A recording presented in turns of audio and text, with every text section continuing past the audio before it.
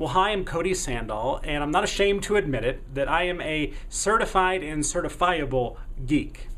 I remember when I was in college, I was playing around with some early text-to-speech engines from Microsoft, and they had these little characters that you could use. And so I used Merlin the Magician. You could type in anything, and Merlin would attempt to say it.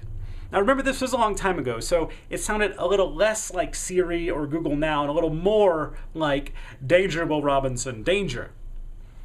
Now, you could type in anything for Merlin. Even if you just mashed on the keyboard and had random characters, Merlin would still attempt to say it. Now this sounds silly, but it was actually a really big hit.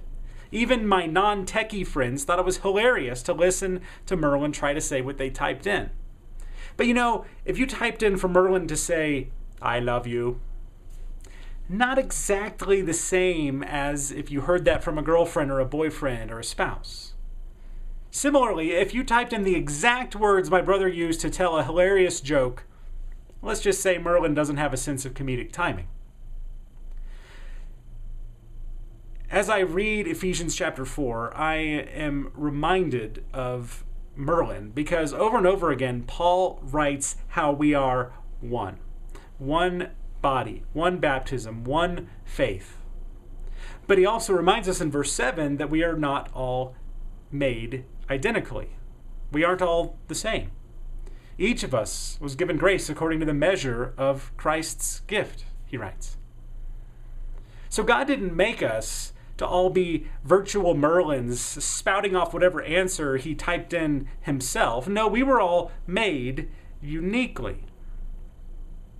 We are all, a part of God's family, this text talks about. But just as I am not identical or exactly the same as my brother or my parents, so too we who are in the body of Christ are not identical to each other. That's not a bad thing, though. That's actually by design. Because our unity is not found in being identical with the person on our left and the person on our right. Our unity is found in our one God who is Father of all.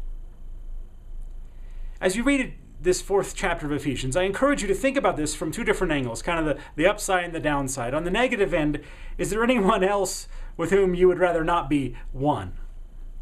And on the positive side, how has God uniquely made you? What makes you you and not just another Merlin? Enjoy chapter 4.